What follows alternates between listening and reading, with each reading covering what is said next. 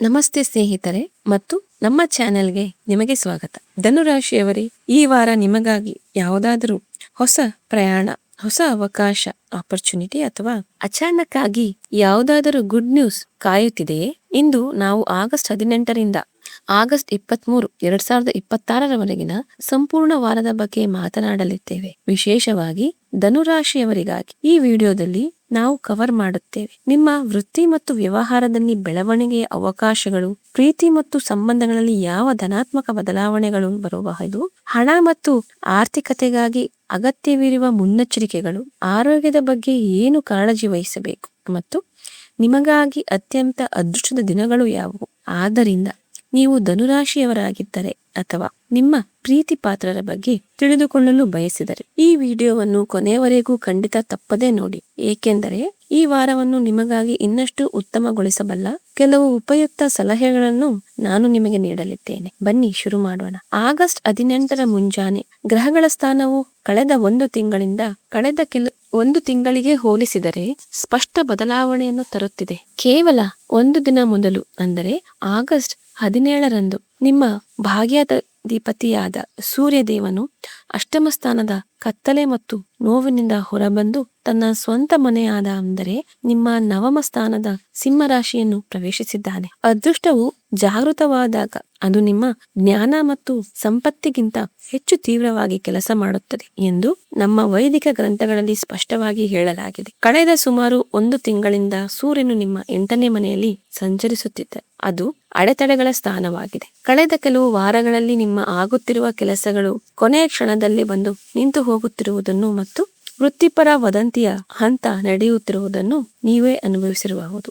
ಆದರೆ ಈಗ ಸೂರ್ಯನು ಕೇತುವಿನ ಜೊತೆಗೆ ಮಖಾ ನಕ್ಷತ್ರದಲ್ಲಿ ನವಮ ಭಾವದಲ್ಲಿ ನೆಲೆಸಿದ್ದಾನೆ ಮತ್ತು ಆಗಸ್ಟ್ 20ರವರೆಗೆ ಸೂರ್ಯನು ನವಾಂಶ ಕುಂಡಲಿಯಲ್ಲಿಯೂ ತನ್ನ ಉಚ್ಚ ಸ್ಥಾನದಲ್ಲಿ ಇರುತ್ತಾನೆ. ಇದರ ನೇರ ಅರ್ಥವೇನೆಂದರೆ ಆಗಸ್ಟ್ 18, 19 ಮತ್ತು 20ರಂದು ನಿಮ್ಮ ಸ್ಥಗಿತಗೊಂಡಿದ್ದ ಅದೃಷ್ಟವು ಇದ್ದಕ್ಕಿದ್ದಂತೆ ನಿಮ್ಮ ಪರವಾಗಿ ಕೆಲಸ ಮಾಡಲು ಪ್ರಾರಂಭಿಸುತ್ತದೆ. ಇದರ ಜೊತೆಗೆ ಆಗಸ್ಟ್ 18ರಿಂದಲೇ ಮತ್ತೊಂದು ಪ್ರಮುಖ ಬದಲಾವಣೆಯೂ ಜಾರಿಗೆ ಬರುತ್ತದೆ. ನಿಮ್ಮ ಸಪ್ತಮ ಭಾವದಲ್ಲಿ ಅಂದರೆ ಮಿಥುನ ರಾಶಿಯಲ್ಲಿ ಕುಳಿತಿರುವ ಮಂಗಳನು ಆಗಸ್ಟ್ 18ರಿಂದ 23ರ ನಡುವೆ ನವಾಂಶ ಕುಂಡಲಿಯಲ್ಲಿ ಮಕರ ರಾಶಿಗೆ ಪ್ರವೇಶಿಸುತ್ತಾನೆ. ಮಕರ ರಾಶಿಯು ಮಂಗಳನ ಉಚ್ಚ ರಾಶಿಯಾಗಿದೆ. ಅಲ್ಲಿಂದ ನಿಮ್ಮ ಲಗ್ನದ ಮೇಲೆ ಮಂಗಳ ಮತ್ತು ಶನಿಯ ದೃಷ್ಟಿ ಸಂಬಂಧವು ಅತ್ಯಂತ ಶಕ್ತಿಶಾಲಿ ಯೋಗವನ್ನು ಸೃಷ್ಟಿಸುತ್ತಿದೆ. ನಿಮ್ಮ ಪ್ರಾಯೋಗಿಕ ಜೀವನದಲ್ಲಿ ಇದರ ಅರ್ಥವೇನೆಂದರೆ ನಿಮ್ಮ ಯಾವುದೇ ವ್ಯವಹಾರವು ವಿದೇಶಕ್ಕೆ ಸಂಬಂಧಿಸಿದ್ದರೆ, ನೀವು ಅನಿವಾಸಿ ಭಾರತೀಯರಾಗಿದ್ದರೆ ಅಥವಾ ನೀವು ಆಮದು ರಫ್ತು ಕ್ಷೇತ್ರದಲ್ಲಿ ಸಕ್ರಿಯರಾಗಿದ್ದರೆ ಈ ಅವಧಿಯಲ್ಲಿ ನೀವು ದೊಡ್ಡ ಯಶಸ್ಸನ್ನು ಪಡೆಯಬಹುದು. ವಿದೇಶಿ ಸಂಪರ್ಕಗಳು ಮತ್ತು ದೂರದ ಜನರಿಂದ ಹಠಾತ್ ಲಾಭದ ಬಲವಾದ ಯೋಗಗಳು ನಿರ್ಮಾಣವಾಗುತ್ತಿವೆ. ಕೆಲಸ ಮತ್ತು ವ್ಯವಹಾರದ ಬಗ್ಗೆ ನಿಮ್ಮ ದೃಷ್ಟಿಕೋನವು ತುಂಬಾ ಓಪನ್ ಮೈಂಡೆಡ್ ಆಗಿರುತ್ತದೆ ಮತ್ತು ಕಳೆದ ಹಲವು ದಿನಗಳಿಂದ ಇದ್ದ ನಿಶ್ಚಲತೆ 18ನೇ ತಾರೀಕಿನಿಂದಲೇ ಸಂಪೂರ್ಣವಾಗಿ ಮುರಿದು ಬೀಳುತ್ತದೆ. ಈ ವಾರದ ಪ್ರಮುಖ ಸೂತ್ರವನ್ನು ಅರ್ಥ ಮಾಡಿಕೊಳ್ಳುವುದು ನಿಮಗೆ ಬಹಳ ಅವಶ್ಯಕವಾಗಿದೆ ಮತ್ತು ಅದೇನೆಂದರೆ ರಹಸ್ಯವಾಗಿ ಕೆಲಸ ಮಾಡುವುದು. ಇದರ ಹಿಂದಿನ ಮುಖ್ಯ ಕಾರಣ ದೇವಗುರು ಬೃಹಸ್ಪತಿಯ ಸ್ಥಾನ. ಧನುರಾಶಿಯ ಅಧಿಪತಿ ಗುರುವು ಈ ಸಮಯದಲ್ಲಿ ನಿಮ್ಮ ಅಷ್ಟಮ ಭಾವದಲ್ಲಿ ಅಂದರೆ ಕರ್ಕಾಟಕ ರಾಶಿಯಲ್ಲಿ ತನ್ನ ಉಚ್ಚ ಸ್ಥಿತಿಯಲ್ಲಿ ಕುಳಿತಿದ್ದಾನೆ. ಸಾಮಾನ್ಯವಾಗಿ ಜ್ಯೋತಿಷ್ಯದಲ್ಲಿ 8ನೇ ಮನೆಯನ್ನು ಸವಾಲುಗಳು, ಗಾಢಾಂಧಕಾರ ಅಥವಾ ಪಾತಾಳ ಲೋಕದ ಮನೆಯೆಂದು ಪರಿಗಣಿಸಲಾಗುತ್ತದೆ. ಆದರೆ ಉಚ್ಚ ಸ್ಥಾನದ ಗುರುವು ಅಲ್ಲಿ ಕುಳಿತಾಗ ಅವನು ನಿಮ್ಮನ್ನು ಆ ಆಳವಾದ ಗುಪ್ತ ಮತ್ತು ರಹಸ್ಯ ಪ್ರಪಂಚದ ರಾಜನನ್ನಾಗಿ ಮಾಡುತ್ತಾನೆ. ಇದರ ನೇರ ಮತ್ತು ಸ್ಪಷ್ಟ ಅರ್ಥವೇನೆಂದರೆ ಈ ವಾರ ನೀವು ಯಾರಿಗೂ ಹೇಳದೆ, ಯಾವುದೇ ಪ್ರದರ್ಶನವಿಲ್ಲದೆ ಮತ್ತು ಸಂಪೂರ್ಣವಾಗಿ ತೆರೆಯ ಹಿಂದೆ ಇದ್ದು ಮಾಡುವ ಯಾವುದೇ ಕೆಲಸದಲ್ಲಿ ನೀವು ಅಪಾರ ಯಶಸ್ಸನ್ನು ಪಡೆಯುತ್ತೀರಿ. ಅದು ಯಾವುದೇ ಸಂಶೋಧನಾ ಕಾರ್ಯವಾಗಿರಲಿ, ಯಾವುದೇ ಗುಪ್ತ ಆನ್ಲೈನ್ ವ್ಯವಹಾರವಾಗಿರಲಿ, ಗಣಿಗಾರಿಕೆ ಕೆಲಸವಾಗಿರಲಿ, ಜ್ಯೋತಿಷ್ಯ ಅಥವಾ ವಾಸ್ತುವಿನಂತಹ ವಿದ್ಯೆಗಳಾಗಿರಲಿ ಅಥವಾ ಯಾವುದೇ ಕನ್ಸಲ್ಟೆನ್ಸಿ ಕೆಲಸವಾಗಿರಲಿ. ನಿಮ್ಮ ಯಾವುದೇ ಪ್ರಮುಖ ಯೋಜನೆಯನ್ನು ನೀವು ಮುಂಚಿತವಾಗಿ ಪ್ರಚಾರ ಮಾಡಿದರೆ ಆ ಕೆಲಸವು ಅಲ್ಲಿಯೇ ನಿಂತು ಹೋಗುತ್ತದೆ ಎಂಬುದನ್ನು ಖಚಿತವಾಗಿ ತಿಳಿದುಕೊಳ್ಳಿ. ಆಗಸ್ಟ್ 19ರಂದು ಗುರುವು ತನ್ನ ಚಲನೆಯನ್ನು ಬಹಳ ಸೂಕ್ಷ್ಮವಾದ ಆದರೆ ಆಳವಾದ ಬದಲಾವಣೆಯನ್ನು ಮಾಡುತ್ತಿದ್ದಾನೆ ಎಂಬುದನ್ನು ನೀವು ನೆನಪಿನಲ್ಲಿಡಬೇಕು. ಗುರುವು ಪುಷ್ಯ ನಕ್ಷತ್ರದಿಂದ ಹೊರಬಂದು ಆಶ್ಲೇಷ ನಕ್ಷತ್ರವನ್ನು ಪ್ರವೇಶಿಸುತ್ತಾನೆ.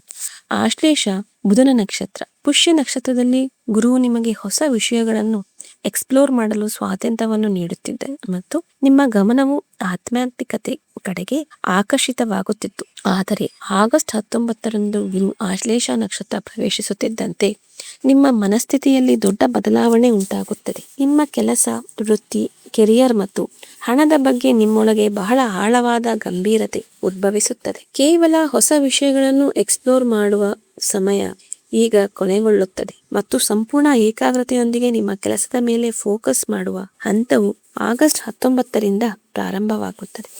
ಈಗ ಒಂದು ನಿರ್ದಿಷ್ಟ ಕಾಲಾವಧಿಯ ಬಗ್ಗೆ ಗಮನ ಹರಿಸಿ, ಏಕೆಂದರೆ ಇದು ನಿಮ್ಮನ್ನು ನೀವು ಸಂಪೂರ್ಣವಾಗಿ ಹಿಡಿತದಲ್ಲಿಟ್ಟುಕೊಳ್ಳಬೇಕಾದ ಮತ್ತು ಶಾಂತವಾಗಿರಬೇಕಾದ ಸಮಯವಾಗಿದೆ. ಆಗಸ್ಟ್ 20ರ ತಡರಾತ್ರಿ ಅಂದರೆ ಆಗಸ್ಟ್ 20ರ ಮುಂಜಾನೆ 2:30ರಿಂದ ಪ್ರಾರಂಭವಾಗಿ ಆಗಸ್ಟ್ 22ರ ಮಧ್ಯಾಹ್ನ 2:49 ರವರೆಗಿನ ಸುಮಾರು 2.5 ದಿನಗಳ ಸಮಯ ಇಡೀ ವಾರದಲ್ಲಿ ಅತ್ಯಂತ ಸೂಕ್ಷ್ಮ ಮತ್ತು ಅಶಾಂತಿಯ ಸಮಯವಾಗಿರುತ್ತದೆ. ಇದಕ್ಕೆ ಕಾರಣವೇನೆಂದರೆ ಈ ಸಮಯದಲ್ಲಿ ಚಂದ್ರನು ನಿಮ್ಮ 12ನೇ ಮನೆಗೆ ಅಂದರೆ ವೃಶ್ಚಿಕ ರಾಶಿಗೆ ಪ್ರವೇಶಿಸುತ್ತಾನೆ ಮತ್ತು ತನ್ನ ನೀಚ ಸ್ಥಿತಿಗೆ ಬರುತ್ತಾನೆ. ಇದರೊಂದಿಗೆ ಇಲ್ಲಿ ಕೇಮದ್ರಮ ಯೋಗದ ಸ್ಥಿತಿಯೂ ಸೃಷ್ಟಿಯಾಗುತ್ತದೆ. ಅಷ್ಟಮ ಸ್ಥಾನದ ಅಧಿಪತಿಯು 12ನೇ ಮನೆಗೆ ಹೋಗುವುದು ವಿಪರೀತ ರಾಜಯೋಗವನ್ನು ಸೃಷ್ಟಿಸಿದರೂ ಅದರ ಸಕಾರಾತ್ಮಕ ಫಲಿತಾಂಶಗಳು ನಂತರ ಗೋಚರಿಸುತ್ತವೆ. ಆರಂಭದಲ್ಲಿ ಈ ನೀಚ ಚಂದ್ರನು ನಿಮ್ಮನ್ನು ಮಾನಸಿಕವಾಗಿ ಹೆಚ್ಚು ಆಯಾಸಗೊಳಿಸಬಹುದು. ಈ 2.5 ದಿನಗಳ ವಿಂಡೋದಲ್ಲಿ ನೀವು ಹಠಾತ್ತನೆ ವಿಪರೀತ ಆತಂಕ ಅಥವಾ ಗಾಬರಿಯನ್ನು ಅನುಭವಿಸಬಹುದು. ನೀಚ ಚಂದ್ರನು ನಿಮ್ಮ ಮನಸ್ಸಿನಲ್ಲಿ ವಿಚಿತ್ರವಾದ ಅಭದ್ರತೆಯ ಭಾವನೆ ಮತ್ತು ಅಕಾರಣ ಭಯವನ್ನು ಹುಟ್ಟುಹಾಕುತ್ತಾನೆ. ಗಮನಿಸಬೇಕಾದ ಮುಖ್ಯ ವಿಷಯವೇನೆಂದರೆ ಈ ಸಮಯದಲ್ಲಿ ನೀವು ಚಿಕ್ಕ ವಿಷಯಗಳನ್ನು ಸಹ ನಿಮ್ಮ ತಲೆಯಲ್ಲಿ ದೊಡ್ಡದಾಗಿ ಮಾಡಿಕೊಳ್ಳಬಹುದು. ಅತ್ಯಂತ ಸಾಮಾನ್ಯವಾದ ಅಥವಾ ಸನ್ನಿವೇಶವು ನಿಮ್ಮ ಆಲೋಚನೆಗಳಲ್ಲಿ ಎಷ್ಟೊಂದು ದೊಡ್ಡದಾಗಬಹುದು ಎಂದರೆ ನೀವು ಆವೇಶಕ್ಕೆ ಒಳಗಾಗಿ ನಿಮ್ಮದೇ ನಷ್ಟವನ್ನು ಮಾಡಿಕೊಳ್ಳಬಹುದು. ನಿಮ್ಮ ನಿದ್ದೆಯಲ್ಲಿ ಭಾರಿ ಅಡಚಣೆ ಉಂಟಾಗುವ ಬಲವಾದ ಸಾಧ್ಯತೆ ಇದೆ. ವಿಶೇಷವಾಗಿ ಆಗಸ್ಟ್ 20 ಮತ್ತು 21ರ ರಾತ್ರಿಯ ನಿದ್ದೆ ಸಂಪೂರ್ಣವಾಗಿ ಬಾರದಿರುವುದು ಅಥವಾ ಪದೇ ಪದೇ ಎಚ್ಚರಗೊಳ್ಳುವುದು ಸಾಮಾನ್ಯ ಸಂಗತಿಯಾಗಿರುತ್ತದೆ. ನನ್ನ ಸ್ಪಷ್ಟ ಮತ್ತು ನೇರ ಸಲಹೆ ಎಂದರೆ ಈ ಕಾಲಾವಧಿಯ ನಡುವೆ ಯಾವುದೇ ದೊಡ್ಡ ಮತ್ತು ಪ್ರಮುಖ ನಿರ್ಧಾರಗಳನ್ನು ಖಂಡಿತ ತೆಗೆದುಕೊಳ್ಳಬೇಡಿ. ನೀವು ಯಾವುದೇ ಪ್ರಮುಖ ದಾಖಲೆಗೆ ಸಹಿ ಮಾಡಬೇಕಾದರೆ, ಯಾವುದೇ ಆಸ್ತಿಯನ್ನು ಖರೀದಿಸಬೇಕಾದರೆ ಅಥವಾ ಮಾರಾಟ ಮಾಡಬೇಕಾದರೆ ಅಥವಾ ಯಾರಿಗಾದರೂ ದೊಡ್ಡ ಕಮಿಟ್ಮೆಂಟ್ ನೀಡಬೇಕಾದರೆ ಅದನ್ನು 22ನೇ ತಾರೀಕಿನ ಸಂಜೆಯವರೆಗೆ ಮುಂದೂಡುವುದು ಅತ್ಯಂತ ಸೂಕ್ತ. ಈ ಸಮಯದಲ್ಲಿ ಹಠಾತ್ತನೆ ಅನಗತ್ಯ ಖರ್ಚುಗಳು ಮತ್ತು ವ್ಯರ್ಥ ಓಡಾಟಗಳು ನಿಮ್ಮೆದುರು ಬರಬಹುದು. ಈ ಸಮಯದಲ್ಲಿ ಯಾರಿಗಾದರೂ ಹಣವನ್ನು ಸಾಲವಾಗಿ ನೀಡುವುದು ಅಥವಾ ಯಾರಿಂದಲಾದರೂ ಸಾಲ ಪಡೆಯುವುದು, ಎರಡೂ ಸಂದರ್ಭಗಳು ನಿಮಗೆ ಭಾರೀ ಮಾನಸಿಕ ನೋವನ್ನು ಉಂಟು ಮಾಡಬಹುದು. ನೀವು ಕೇವಲ ಶಾಂತಿಯಿಂದ ನಿಮ್ಮ ದೈನಂದಿನ ಕೆಲಸವನ್ನು ಮಾಡಬೇಕು ಮತ್ತು ಯಾವುದೇ ದೊಡ್ಡ ಪ್ರತಿಕ್ರಿಯೆ ಇಲ್ಲದೆ ಈ ಸಮಯವನ್ನು ಕಳೆಯಲು ಬಿಡಬೇಕು. ಈಗ ನಾವು ವಿಶೇಷವಾಗಿ ನಿಮ್ಮ ಕೆರಿಯರ್, ನಿಮ್ಮ ಉದ್ಯೋಗ ಮತ್ತು ನಿಮ್ಮ ವ್ಯವಹಾರದ ಬಗ್ಗೆ ಮಾತನಾಡಿದರೆ, ಇಲ್ಲಿ ನಿಮ್ಮ ದಶಮಾಂಶ ಕುಂಡಲಿ ಮತ್ತು ಶುಕ್ರ ಹಾಗೂ ಬುಧರ ಸ್ಥಾನವು ಬಹಳಷ್ಟು ಸ್ಪಷ್ಟಪಡಿಸುತ್ತಿದೆ. ನಿಮ್ಮ 6ನೇ ಮನೆಯ ಅಧಿಪತಿ ಶುಕ್ರನು ಈ ಸಮಯದಲ್ಲಿ ನಿಮ್ಮ 10ನೇ ಮನೆಯಲ್ಲಿ ಅಂದರೆ ಕನ್ಯಾ ರಾಶಿಯಲ್ಲಿ ನಿಮ್ಮ ಕರ್ಮಸ್ಥಾನದಲ್ಲಿ ನೀಚ ಸ್ಥಿತಿಯಲ್ಲಿ ಕುಳಿತಿದ್ದಾನೆ. ಇದರ ಜೊತೆಗೆ ಆಗಸ್ಟ್ 22ರಂದು ನಿಮ್ಮ ದಶಮಾಧಿಪತಿ ಬುಧನು ತನ್ನ ರಾಶಿ ಬದಲಾಯಿಸಿ ನವಮ ಭಾವವನ್ನು ಪ್ರವೇಶಿಸುತ್ತಾನೆ. ಅಲ್ಲಿ ಅವನು ಸೂರ್ಯ ಮತ್ತು ಕೇತುವಿನ ನಡುವೆ ಬರುತ್ತಾನೆ. ಈ ಎಲ್ಲಾ ಗ್ರಹಗಳ ಸಂಯೋಜಿತ ಪ್ರಭಾವವು ಏನಾಗಲಿದೆ ಎಂದರೆ ನಿಮ್ಮ ಕಾರ್ಯಸ್ಥಳದಲ್ಲಿ ನಿಮ್ಮ ಕೆಲಸ ಮಾಡುವ ಶೈಲಿಯ ಬಗ್ಗೆ ಕೆಲವು ಪ್ರಶ್ನೆಗಳು ಎತ್ತಬಹುದು. ನಿಮ್ಮ ಕೆಲಸದ ಔಟ್ಪುಟ್ ಅಥವಾ ನಿಮ್ಮ ಸಾಮರ್ಥ್ಯದ ಬಗ್ಗೆ ಯಾರಿಗೂ ಸಂದೇಹವಿರುವುದಿಲ್ಲ. ಆದರೆ ನಿಮ್ಮ ಕಾರ್ಯವಿಧಾನದ ಬಗ್ಗೆ ಯಾವುದೇ ಸಹೋದ್ಯೋಗಿ ಅಥವಾ ಹಿರಿಯರು ಬೆರಳು ಮಾಡಬಹುದು. ಬುಧನು ಸೂರ್ಯ ಮತ್ತು ಕೇತುವಿನ ನಡುವೆ ಬರುತ್ತಿರುವುದರಿಂದ ನಿಮ್ಮ ಮೇಲೆ ಕೆಲಸದ ವಿಚಿತ್ರವಾದ ಮಾನಸಿಕ ಒತ್ತಡವಿರುತ್ತದೆ. ಒಮ್ಮೆಗೆ ಎಷ್ಟೊಂದು ಕೆಲಸ ಬರುತ್ತದೆ ಎಂದರೆ ಎಲ್ಲಿಂದ ಶುರು ಮಾಡಬೇಕು ಎಂಬುದು ಅರ್ಥವಾಗುವುದಿಲ್ಲ, ಅಥವಾ ಕೆಲಸದಲ್ಲಿ ಎಷ್ಟೊಂದು ಮೌನ ಆವರಿಸುತ್ತದೆ ಎಂದರೆ ನಿಮ್ಮ ಭವಿಷ್ಯದ ಬಗ್ಗೆ ನೀವು ಹೆಚ್ಚು ಚಿಂತಿತರಾಗುವಂತಹ ಪರಿಸ್ಥಿತಿ ಉಂಟಾಗಬಹುದು. ಉದ್ಯೋಗದಲ್ಲಿರುವವರಿಗೆ ವಿಶೇಷ ಸಲಹೆ ಎಂದರೆ ನಿಮ್ಮ ಹಿರಿಯರು, ಬಾಸ್ ಅಥವಾ ಮೆಂಟರ್ ಜೊತೆ ಯಾವುದೇ ರೀತಿಯ ಅಹಂಕಾರದ ಅಥವಾ ಈಗೋ ಸಂಘರ್ಷಣವನ್ನು ಸಂಪೂರ್ಣವಾಗಿ ತಪ್ಪಿಸಿ. ಮಂಗಳನ ದೃಷ್ಟಿಯು ನಿಮ್ಮ 10ನೇ ಮನೆಯ ಮೇಲೂ ಬೀಳುತ್ತಿದೆ. ಇದು ನಿಮ್ಮ ಸ್ವಭಾವದಲ್ಲಿ ಸ್ವಲ್ಪ ಅಗ್ರೆಷನ್ ತರಬಹುದು. ನೀವು ಸರ್ಕಾರಿ ವಲಯ, ಡಿಜಿಟಲ್ ಮೀಡಿಯಾ ಅಥವಾ ಲೈಸನಿಂಗ್ ಕೆಲಸಕ್ಕೆ ಸಂಬಂಧಿಸಿದರೆ ಈ ಸಮಯವು ನಿಮಗೆ ಹಠಾತ್ತನೆ ಹೆಚ್ಚಿನ ಕೆಲಸ ಮತ್ತು ಜವಾಬ್ದಾರಿಯನ್ನು ನೀಡಬಹುದು. ಆದರೆ ತಮ್ಮ ಸ್ವಂತ ವ್ಯವಹಾರವನ್ನು ನಡೆಸುವವರು ಪ್ರಸ್ತುತ ತಮ್ಮ ವ್ಯಾಪಾರದಲ್ಲಿ ಸ್ವಲ್ಪ ಫೋಕಸ್ ಕೊರತೆ ಇದೆ ಮತ್ತು ವಸ್ತುಗಳು ನಡೆಯಬೇಕಾದ ವೇಗದಲ್ಲಿ ನಡೆಯುತ್ತಿಲ್ಲ ಎಂದು ಭಾವಿಸಬಹುದು. ಆದರೂ ಆಗಸ್ಟ್ 22ರ ನಂತರ ಬುಧನು ನವಮ ಭಾವಕ್ಕೆ ಬಂದಾಗ ಮತ್ತು ಚಂದ್ರನು ನಿಮ್ಮ ಲಗ್ನವನ್ನು ಅಂದರೆ ಧನುರಾಶಿಯನ್ನು ಪ್ರವೇಶಿಸಿದಾಗ ನಿಮ್ಮೊಳಗೆ ಹೊಸ ಶಕ್ತಿಯ ಸಂಚಾರವಾಗುತ್ತದೆ ಮತ್ತು ನಿಮ್ಮ ನಿರ್ಧಾರ ತೆಗೆದುಕೊಳ್ಳುವ ಸಾಮರ್ಥ್ಯವು ಮತ್ತೆ ವೇಗವನ್ನು ಪಡೆಯುತ್ತದೆ. ಹಣ ಮತ್ತು ಕ್ಯಾಶ್ ಫ್ಲೋ ವಿಚಾರದಲ್ಲಿ ಈ ವಾರವು ಅತ್ಯಂತ ಡೈನಾಮಿಕ್ ಫಲಿತಾಂಶಗಳನ್ನು ನೀಡಲಿದೆ. ನಿಮ್ಮ 4ನೇ ಮನೆಯಲ್ಲಿ ಅಂದರೆ ಮೀನರಾಶಿಯಲ್ಲಿ ಶನಿಯು ರೇವತಿ ನಕ್ಷತ್ರದಲ್ಲಿ ತನ್ನ ವಕ್ರಾವಸ್ಥೆಯಲ್ಲಿ ಸಂಚರಿಸುತ್ತಿದ್ದಾನೆ. ಇದರೊಂದಿಗೆ ಧನುರಾಶಿಯವರ ಮೇಲೆ ಶನಿಯ ದಯ್ಯ ಅಂದರೆ ಅರ್ಧಾಷ್ಟಮ ಶನಿ ಪ್ರಭಾವವು ನಿರಂತರವಾಗಿ ನಡೆಯುತ್ತಿದೆ. ಶನಿಯು ಇಲ್ಲಿಂದ ನೇರವಾಗಿ ನಿಮ್ಮ ಕೆರಿಯರ್ ಮನೆಯಾಗಿರುವ 10ನೇ ಮನೆಯ ಮೇಲೆ ತನ್ನ ಪೂರ್ಣ ದೃಷ್ಟಿಯನ್ನು ಬೀರುತ್ತಿದ್ದಾನೆ. ಈ ದೃಷ್ಟಿಯು ಈ ವಾರ ಹಣದ ಹರಿವು ನಿರಂತರವಾಗಿರುವುದನ್ನು ಖಚಿತಪಡಿಸುತ್ತದೆ.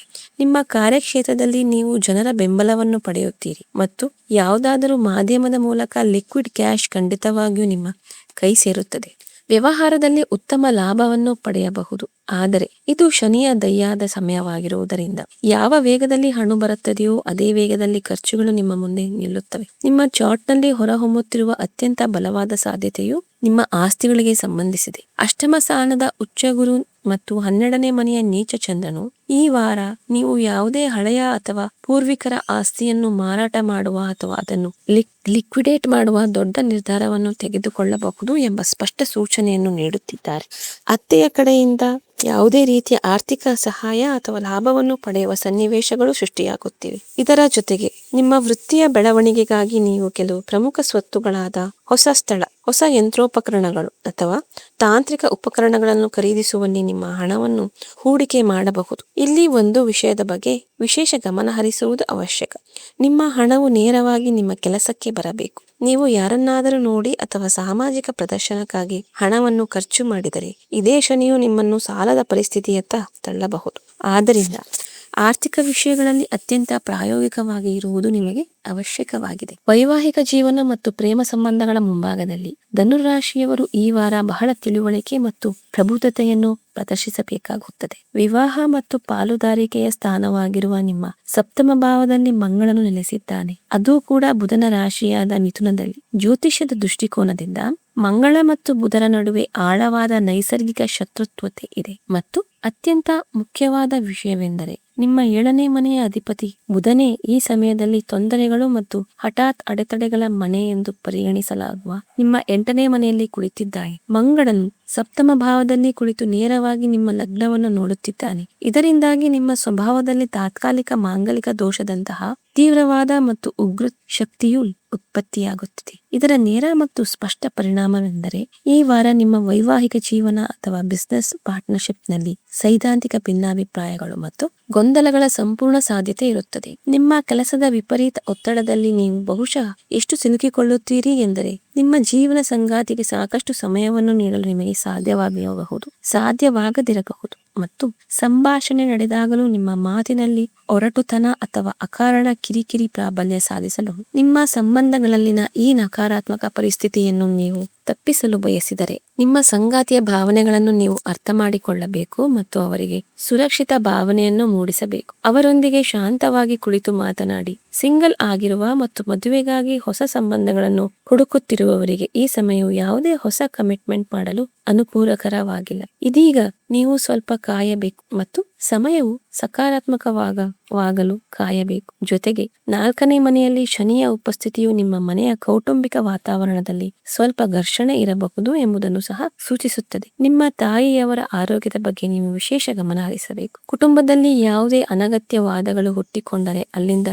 ಶಾಂತಿಯುತವಾಗಿ ಹೊರಬರುವುದು ಈ ವಾರ ನಿಮಗೆ ಅತ್ಯುತ್ತಮ ಪರಿಹಾರ ಮತ್ತು ರಕ್ಷಣೆಯಾಗಿದೆ. ವಿದ್ಯಾರ್ಥಿಗಳ ದೃಷ್ಟಿಕೋನದಿಂದ ಈ ವಾರ ಅತ್ಯುತ್ತಮ ಫಲಿತಾಂಶಗಳನ್ನು ನೀಡಬಹುದು, ಆದರೆ ಷರತ್ತೆಂದರೆ ನೀವು ನಿಮ್ಮ ಏಕಾಗ್ರತೆಯನ್ನು ಕಳೆದುಕೊಳ್ಳಬಾರದು. ಆಗಸ್ಟ್ 18 ಮತ್ತು 19ರಂದು ನಿಮ್ಮ ಫೋಕಸ್ ಮಟ್ಟವು ತುಂಬಾ ಆಳವಾಗಿರುತ್ತದೆ. ನವಮ ಭಾವದಲ್ಲಿ ನಿರ್ಮಾಣವಾಗುತ್ತಿರುವ ಬುಧಾದಿತ್ಯ ಯೋಗವು ಉನ್ನತ ಶಿಕ್ಷಣಕ್ಕೆ ಅತ್ಯಂತ ಶ್ರೇಷ್ಠ ಮತ್ತು ಶಕ್ತಿಶಾಲಿ ಯೋಗವಾಗಿದೆ. ಯಾವುದೇ ರೀತಿಯ ಸರ್ಕಾರಿ ಪರೀಕ್ಷೆಗಳು, ಸ್ನಾತಕೋತ್ತರ ಪದವಿ ಅಥವಾ ತಮ್ಮ ವಿದ್ಯಾಭ್ಯಾಸವನ್ನು ಪೂರ್ಣಗೊಳಿಸಲು ವಿದೇಶಕ್ಕೆ ಹೋಗಲು ತಯಾರಿ ನಡೆಸುತ್ತಿರುವ ವಿದ್ಯಾರ್ಥಿಗಳ ಆತ್ಮವಿಶ್ವಾಸವು ಈ ಅವಧಿಯಲ್ಲಿ ಅತಿ ಹೆಚ್ಚಾಗಿರುತ್ತದೆ. ಆದರೆ ಈ ಆತ್ಮವಿಶ್ವಾಸವು ಓವರ್ ಕಾನ್ಫಿಡೆನ್ಸ್ ಆಗಿ ಬದಲಾಗದಂತೆ ನೀವು ತಡೆಯಬೇಕು. ನೀವು ಕೆಲವೊಮ್ಮೆ ನಿಮ್ಮ ಆಲೋಚನೆಗಳು ಮತ್ತು ಚಿಂತನೆಗಳ ಬಗ್ಗೆ ತುಂಬಾ ಕಠಿಣರಾಗುತ್ತೀರಿ. ನೀವು ಸ್ವಲ್ಪ ನಮ್ಯತೆಯನ್ನು, ಫ್ಲೆಕ್ಸಿಬಿಲಿಟಿ ತರಬೇಕು. ಆಗಸ್ಟ್ 20ರಿಂದ 22ರ ಸೂಕ್ಷ್ಮ ಸಮಯದಲ್ಲಿ ಯಾವುದೇ ಹೊಸ ವಿಷಯ ಅಥವಾ ಹೊಸ ಅಧ್ಯಾಯವನ್ನು ಪ್ರಾರಂಭಿಸಬೇಡಿ. ಬದಲಾಗಿ ನಿಮ್ಮ ಸಂಪೂರ್ಣ ಗಮನವನ್ನು ಈಗಾಗಲೇ ಓದಿದ ವಿಷಯಗಳ ರಿವಿಷನ್ ಕಡೆಗೆ ಮಾತ್ರ ಹರಿಸಿ. ಗೃಹಿಣಿಯಾಗಿರುವವರಿಗೆ ಗ್ರಹಗಳ ಸ್ಥಾನವು ಬಹಳ ಸ್ಪಷ್ಟವಾದ ಸಂದೇಶವನ್ನು ನೀಡುತ್ತಿದೆ. ಇತರರ ಆಸೆಗಳನ್ನು ಈಡೇರಿಸುವ ಮತ್ತು ಕುಟುಂಬವನ್ನು ಒಟ್ಟಿಗೆ ಇಡುವ ಪ್ರಯತ್ನದಲ್ಲಿ ನೀವು ಯಾವಾಗಲೂ ಎಲ್ಲೋ ಒಂದು ಕಡೆ ನಿಮ್ಮ ಸ್ವಂತ ಗುರುತನ್ನು ಮರೆತು ಬಿಡುತ್ತೀರಿ. ಈ ವಾರ ಅಷ್ಟಮ ಭಾವದ ಉಚ್ಚ ಗುರುವು ನಿಮ್ಮನ್ನು ಸ್ವಯಂ ಶೋಧನೆಯತ್ತ ಪ್ರೇರೇಪಿಸುತ್ತಿದ್ದಾನೆ. ನೀವು ಸ್ವಲ್ಪ ಸಮಯವನ್ನು ನಿಮಗಾಗಿ ಮಾತ್ರ ಮೀಸಲಿಡಬೇಕು. ನಿಮ್ಮ ಯಾವುದಾದರೂ ಹಳೆಯ ಆಸಕ್ತಿ ಅಥವಾ ಹವ್ಯಾಸವನ್ನು ಮತ್ತೆ ಜೀವನದಲ್ಲಿ ಅಳವಡಿಸಿಕೊಳ್ಳಿ. 20 ಮತ್ತು 22ನೇ ತಾರೀಕಿನ ನಡುವೆ ನಿಮ್ಮ ಮಾನಸಿಕ ಒತ್ತಡದ ಮಟ್ಟವು ಸ್ವಲ್ಪ ಹೆಚ್ಚಾದಂತೆ ಅನಿಸಬಹುದು. ಆದ್ದರಿಂದ ಆ ದಿನಗಳಲ್ಲಿ ಖಂಡಿತವಾಗಿಯೂ ಧ್ಯಾನ ಮತ್ತು ಏಕಾಂತ ಆಶ್ರಯವನ್ನು ಪಡೆಯಿರಿ. ನಮ್ಮ ಹಿರಿಯ ವೀಕ್ಷಕರಿಗೆ ನವಮ ಭಾವದಲ್ಲಿ ಸೂರ್ಯನ ಸಂಚಾರವು ಧಾರ್ಮಿಕ ಕಾರ್ಯಗಳು ಮತ್ತು ಧಾರ್ಮಿಕ ಪ್ರಯಾಣಗಳ ಬಲವಾದ ಯೋಗಗಳನ್ನು ಸೃಷ್ಟಿಸುತ್ತಿವೆ. ಆಧ್ಯಾತ್ಮಿಕ ಚಟುವಟಿಕೆಗಳಲ್ಲಿ ನಿಮ್ಮ ಆಸಕ್ತಿ ಹೆಚ್ಚಾಗುತ್ತದೆ. ಆದರೆ ರೇವತಿ ನಕ್ಷತ್ರದಲ್ಲಿ ಶನಿಯ ಸಂಚಾರವು ಶಾರೀರಿಕ ಆರೋಗ್ಯದ ಬಗ್ಗೆ ಸ್ಪಷ್ಟ ಎಚ್ಚರಿಕೆಯನ್ನು ನೀಡುತ್ತಿದೆ. ನಿಮ್ಮ ಸೊಂಟದ ಕೆಳಭಾಗದ ಬಗ್ಗೆ ನೀವು ಹೆಚ್ಚು ಕಾಳಜಿ ವಹಿಸಬೇಕು. ಇದ್ದಕ್ಕಿದ್ದಂತೆ ಯಾವುದೇ ದೈಹಿಕ ಹೊಡೆತ ಬೀಳಬಹುದು ಅಥವಾ ಹಳೆಯ ನೋವು ಮತ್ತೆ ಕಾಣಿಸಿಕೊಳ್ಳಬಹುದು. ಆದ್ದರಿಂದ ಏಳುವಾಗ, ಕೂರುವಾಗ ಅಥವಾ ಮೆಟ್ಟಲು ಹತ್ತುವಾಗ ಯಾವುದೇ ರೀತಿಯ ಅವಸರವನ್ನು ಮಾಡಬೇಡಿ. ಆರೋಗ್ಯದ ದೃಷ್ಟಿಕೋನದಿಂದ ನಾವು ನೋಡಿದರೆ ಈ ವಾರ ನಿಮಗೆ ಮಿಶ್ರ ಫಲಿತಾಂಶಗಳನ್ನು ತರುತ್ತಿದೆ. ದೇವಗುರು ಬೃಹಸ್ಪತಿಯು ಈಗ ಉದಯ ಸ್ಥಿತಿಗೆ ಬಂದಿರುವುದರಿಂದ ಹಳೆಯ ಮತ್ತು ಗಂಭೀರ ಆರೋಗ್ಯ ಸಮಸ್ಯೆಗಳಲ್ಲಿ ಅವರು ನಿಮಗೆ ಪರಿಹಾರವನ್ನು ನೀಡುತ್ತಾರೆ. ಕಳೆದ ಕೆಲವು ವಾರಗಳಿಂದ ನೀವು ನಿರಂತರವಾಗಿ ಓಡಾಡುತ್ತಿದ್ದ ಕೆಳ ಹೊಟ್ಟೆಯ ನೋವಿನಂತಹ ಸಮಸ್ಯೆಗಳು ಈಗ ಸಾಕಷ್ಟು ಉಪಶಮನವನ್ನು ಕಾಣುತ್ತವೆ. ನಿಮ್ಮ ದೇಹದ ರಿಕವರಿ ರೇಟ್ನಲ್ಲಿ ಸ್ಪಷ್ಟ ಸುಧಾರಣೆಯಾಗುತ್ತದೆ. ಆದರೆ ಇದರ ಜೊತೆಗೆ ಗುರು ಆಶ್ಲೇಷ ನಕ್ಷತ್ರಕ್ಕೆ ಸಂಚರಿಸುವುದು ಮತ್ತು 20ರಿಂದ 22ನೇ ತಾರೀಕಿನ ನಡುವೆ ಚಂದ್ರನು ನೀಚ ಸ್ಥಿತಿಗೆ ಹೋಗುವುದು ಈ ವಾರ ಒತ್ತಡ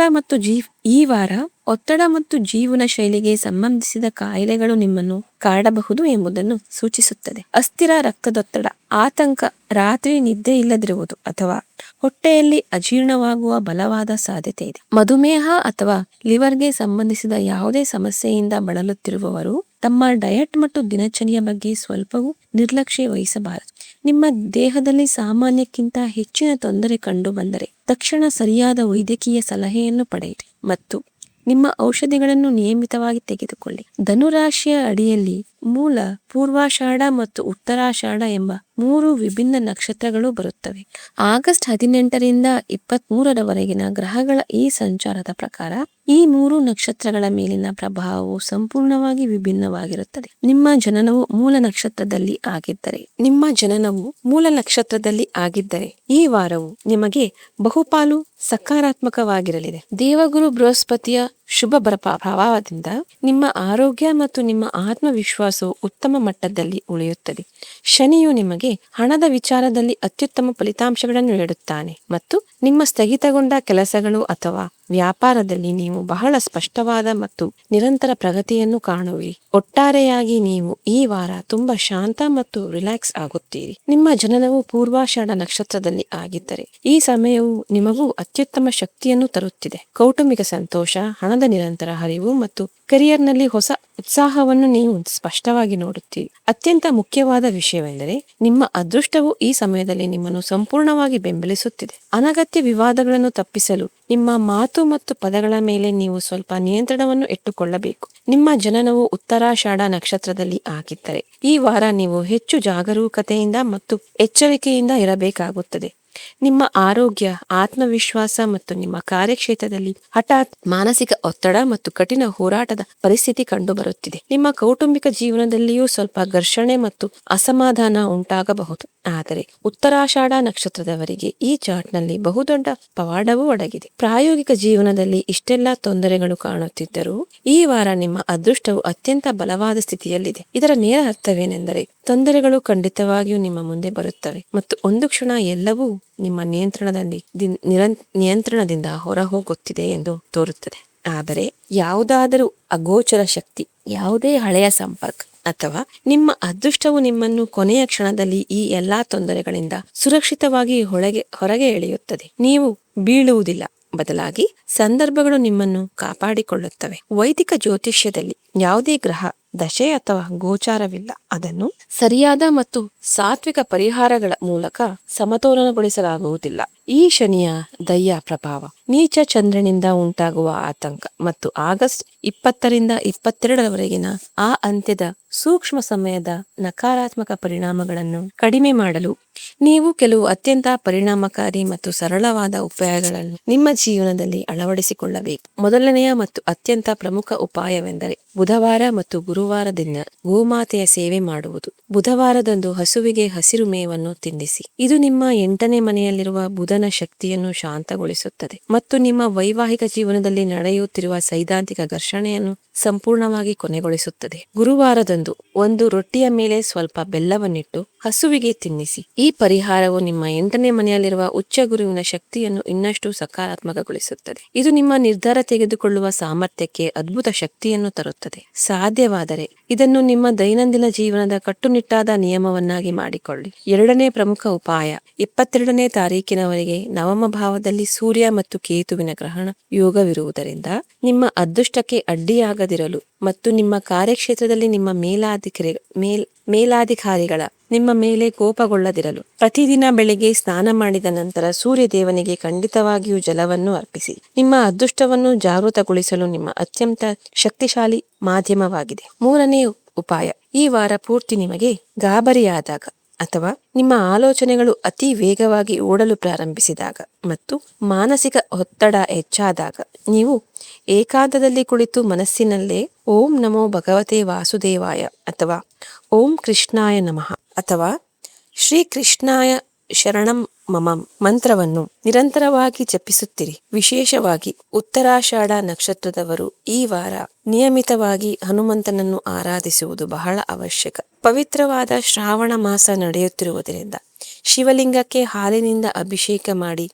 ಚಂದನದ ಲೇಪನವನ್ನು ಹಚ್ಚಿ. ಈ ಸಾತ್ವಿಕ ಉಪಾಯಗಳಿಂದ ನೀವು ಮಾನಸಿಕವಾಗಿ ಅಪಾರ ಶಾಂತಿ ಮತ್ತು ಸ್ಥಿರತೆಯನ್ನು ಪಡೆಯುತ್ತೀರಿ. ನಿಮಗಾಗಿ ಈ ವಾರದ ಅದೃಷ್ಟ ಸಂಖ್ಯೆಗಳು 9 ಮತ್ತು 1 ಆಗಿರುತ್ತದೆ. ನಿಮಗಾಗಿ ಶುಭ ಬಣ್ಣಗಳು ಹಳದಿ, ಗುಲಾಬಿ ಮತ್ತು ತಿಳಿ ಹಸಿರು. ಯಾವುದೇ ಪ್ರಮುಖ ಕೆಲಸ ಅಥವಾ ವಿಶೇಷ ಮೀಟಿಂಗ್ಗೆ ಹೋಗುವಾಗ ಆತ್ಮವಿಶ್ವಾಸವನ್ನು ಹೆಚ್ಚಿಸಲು ನೀವು ಈ ಬಣ್ಣಗಳನ್ನು ಬಳಸಬಹುದು. ಧನುರಾಶಿಯವರೇ, ಈ ವಾರವು ನಿಮ್ಮೊಂದಿಗೆ ನೀವು ಸಂಪರ್ಕ ಸಾಧಿಸಲು ಮತ್ತು ನಿಮ್ಮ ಆಂತರಿಕ ಶಕ್ತಿಯನ್ನು ಗುರುತಿಸಲು ಅಪರೂಪದ ಅವಕಾಶವನ್ನು ನೀಡುತ್ತಿದೆ. ಪ್ರಪಂಚದ ಆಸೆಗಳನ್ನು ಈಡೇರಿಸುವಲ್ಲಿ ನೀವು ಆಗಾಗ್ಗೆ ನಿಮ್ಮ ಶಕ್ತಿಯನ್ನು ವ್ಯಯಿಸುತ್ತೀರಿ, ಆದರೆ ಈ ಸಮಯ ನಿಮ್ಮ ಸ್ವಂತ ಮೌಲ್ಯವನ್ನು ಅರ್ಥ ಮಾಡಿಕೊಳ್ಳುವ ಸಮಯವಾಗಿದೆ. 20ರಿಂದ 22ನೇ ತಾರೀಕಿನ ಆ ಸೂಕ್ಷ್ಮ ದಿನಗಳಲ್ಲಿ ನಿಮ್ಮ ಬಗ್ಗೆ ವಿಶೇಷ ಕಾಳಜಿ ವಹಿಸಿ. ಅನಗತ್ಯ ವಿವಾದಗಳನ್ನು ಸಂಪೂರ್ಣವಾಗಿ ತಪ್ಪಿಸಿ ಮತ್ತು ನಿಮ್ಮ ಕೆಲಸವು ಎಷ್ಟು ಗುಪ್ತವಾಗಿ ಮತ್ತು ಶಾಂತವಾಗಿರುತ್ತದೆಯೋ ನಿಮ್ಮ ಯಶಸ್ಸು ಅಷ್ಟು ದೊಡ್ಡದಾಗಿರುತ್ತದೆ ಮತ್ತು ಶಾಶ್ವತವಾಗಿರುತ್ತದೆ ಎಂಬ ಈ ಅಚಲ ಸತ್ಯವನ್ನು ನೆನಪಿನಲ್ಲಿಡಿ. ಆರೋಗ್ಯವಾಗಿರಿ, ಸಕಾರಾತ್ಮಕವಾಗಿರಿ ಮತ್ತು ಸಂಪೂರ್ಣ ಆತ್ಮವಿಶ್ವಾಸದಿಂದ ಮುಂದುವರಿಯಿರಿ. ಓಂ ಗಂ ಗಣಪತಯೇ ನಮಃ.